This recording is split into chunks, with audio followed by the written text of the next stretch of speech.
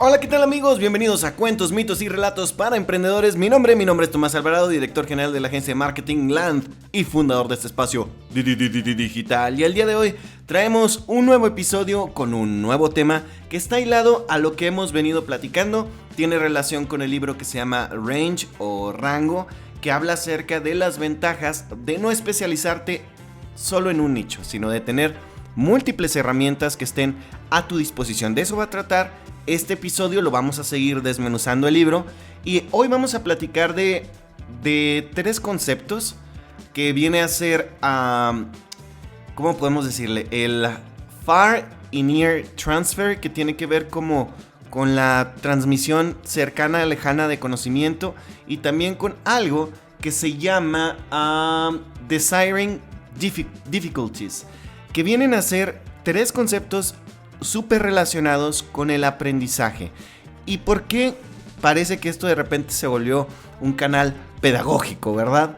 Lo que pasa es que el libro trata y aborda de que cuando tú te especializas o te enfocas en una sola cosa, en un ramo, podemos tener este sesgo donde ya solo vemos a la vida y nos enfrentamos a los problemas laborales en general de cualquier tipo desde solo una perspectiva. Y ahí es donde yo creo que entra lo valioso de este libro y lo que a mí en lo personal me está gustando bastante. Así que para arrancar, déjame te voy presentando los conceptos para que los vayas escuchando y para que tú también le vayas entrando como yo a estos conceptos que no son tan comunes en nuestro idioma, la verdad, pero que creo que transmiten muy bien el por qué deberíamos de conocer más cosas y por qué deberíamos de tener un poquito más de apertura a aprender nuevas perspectivas que nos van a ayudar a enfrentarnos mucho mejor a los problemas. Entonces, cuando hablamos de la transferencia de aprendizaje, sale ese Near Transfer y Far Transfer, que es cómo vamos a transferir nosotros a los conocimientos y cómo nosotros los empleamos. Estos dos ejemplos vienen explicados, te los he puesto en internet, pero te los voy a intentar explicar yo. Fíjate, cuando se refiere a esta transferencia lejana o transferencia cercana, cuando hablamos de la transferencia cercana o el Near Transfer, se refiere a cuando tú aprendes algo y eso que aprendiste lo vas a aplicar en una situación muy similar a la cual te la enseñaron. Por ejemplo, si te enseñaron matemáticas en la escuela a través de los clásicos problemas de matemáticas, que era de ¿qué pasa si Pablito trae 10 pesos y va a la frutería y se tiene que comprar unas manzanas? Y como él trae 10 pesos y cada manzana cuesta 5 pesos, ¿cuántas manzanas completa Pablito, verdad? Eso sería cuando tú ya fuiste a la tienda y fuiste a comprar tal cual manzanas o algo y que tenía un problema muy similar a la situación que se te había planteado cuando lo aprendiste. Por lo tanto, es una transferencia de conocimiento cercana. Se basa en esta cuestión de qué tan similar es a lo que te enseñaron, a lo que vas a aplicar en la situación que te estás enfrentando. Y eso es relativamente sencillo. Aquí es cuando la escuela decimos, no, pues claro que la escuela es súper útil. Pero en lo que es el far transfer o la transferencia lejana, es cuando lo que aprendiste, ¿sale?, está fuera del contexto o más lejano del contexto de aplicar al ejemplo que te enseñaron. Puede ser ahora sí lo mismo de la cuestión matemática que te enseñaron en la escuela, esas bases de sumas, de restas, pero es tal vez cuando ya te empiezas a enfrentar a cosas que ya no solo tiene que ver con ese mismo problema de, no sé, tal vez de dinero, o aplicas eso para otras operaciones matemáticas mucho más complejas, o vamos a suponer el hecho de que tú aprendieras este concepto que ahorita te estoy compartiendo y tú lo tuvieras que aplicar esto en una capacitación que tú estés impartiendo, en un taller que tú estés impartiendo en tu trabajo o estés tomando tú en tu trabajo, y que esa situación abstracta, lejana de lo que tienes que, de donde lo aprendiste, ahora lo tienes que aplicar. Y ahí es donde comienza el reto realmente de la educación. A veces decíamos en la escuela, yo lo llegué a decir y sigo pensando que ahí es donde están muchos de los problemas de cuando nos enseñan cosas que es que el tren bala viaja, bla, bla, bla, bla. Y ahí es donde entra el far transfer, porque a veces ni siquiera un tren bala has visto en tu vida, canijo. Entonces, ¿cómo vas a aplicar esos conocimientos a tu entorno si está súper lejano, ¿verdad? El ejemplo. Bueno, aquí es donde los maestros tenemos a veces que buscar la forma de, aunque sea una transferencia lejana, ver cómo el alumno lo puede aplicar ahora sí que a su situación real, aunque sea lejana de la situación de aprendizaje, aunque esté distante el ejemplo. Y aquí es donde te voy a hablar un poquito de la cuestión del pensamiento abstracto. Yo ya te decía en otros episodios relacionados a este libro que se cuenta que mucho de la cuestión podemos decir, de la inteligencia, tiene que ver con la resolución de problemas y también de qué tan bueno eres para hacer esta abstracción, ¿sale? De esa información, ese pedacito de información que te dieron, cómo lo puedes llevar a una realidad abstracta y después aplicarlo a una situación real. Aquí es donde te digo, a mí me gusta mucho el concepto que tiene este libro, porque siento que tiene mucha relación con lo que yo hago con el podcast. El podcast, yo intento que es transmitirte conocimiento que yo me topo en un libro y a veces incluso te lo intento dar en un ejemplo que es diferente al que venía en el libro, porque muchos de los ejemplos que te estoy diciendo que venían son ejemplos de matemáticas. Diría el gallo Claudio, matemáticas sí, simples, hijo. Pero viene esta cuestión de, tú a lo mejor me escuchas en un episodio hablar de esto, de la transferencia de conocimiento lejana y cercana. ¿Cómo aplicarías tú este concepto a tu vida, en tu emprendimiento, en tu empresa, en tu trabajo, en tu vida diaria? Ahí es cuando ya comprendes que si leíste algo, por más extraño que sea, ¿cómo lo puedes interpretar para que te sirva? Aquí yo creo que si hay mucha subjetividad también, dependiendo de dónde pueda venir tal vez el aprendizaje, pero no sé si a ti te ha pasado que de repente te topas en YouTube.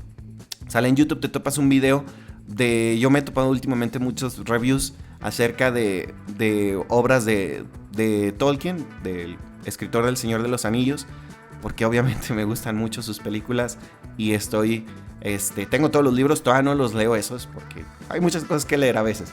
Entonces, el punto es que a veces quiero informarme un poquito más y me topo con gente que ya leyó los libros y que te habla de ellos. Pero lo que me gusta a veces de ciertos canales, a diferencia de otros, es que no solo se quedan con este review de la literatura de Tolkien, sino que también incluso te hacen una abstracción de por qué o de qué valores se hablaba en esto. O sea, por qué una historia de fantasía de la Tierra Media tendría un impacto tal vez de tipo filosófico, donde entra la moral, las virtudes, etcétera, etcétera, en una época como la nuestra, donde vivimos que la inteligencia artificial cada vez nos sorprende más, donde la tecnología sigue avanzando, qué similitudes podemos encontrar tal vez con las narraciones de Tolkien, etcétera, etcétera. Eso a mí me encanta, porque es totalmente abstracto. No te lo dice el libro, es el análisis de alguien que te invita luego a que tú hagas otro análisis y que tú encuentres cosas que a lo mejor no son tan obvias o no están dichas de manera literal en el texto. Y creo que ahí entra mucho este poder de abstracción, creo que entra el far y el near transfer de conocimientos. Y ahora, ahí te va otro concepto, te dije que íbamos a ver 3. El tercer concepto, que se llama Desiring Difficulties, esas como dificultades que son, no que desees, pero que son favorables. ¿A qué me refiero? Hay dificultades en el aprendizaje que te sirven, ¿sí? El aprendizaje a veces pensamos nosotros, y de hecho nuestro cerebro está hecho así, para buscar siempre el camino más fácil.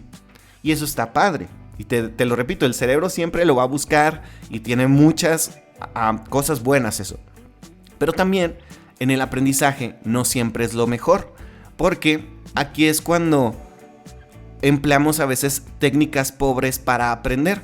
A veces pensamos que si hacemos algo muy fácil para que se aprenda, lo vamos a poder aplicar a largo plazo o nos va a servir en nuestra vida. Ejemplo, en la escuela a veces encontramos la forma más fácil para memorizar algo que se nos enseña, aplicarlo en un examen y pasar la materia. Y se acabó. ¿Sale? ahí no buscamos, obviamente, dificultades. De hecho, creo que quien en su sano juicio va a decir, al menos sin conocer esto, quien va a decir, sí, me va a hacer más difícil el aprender para aprender.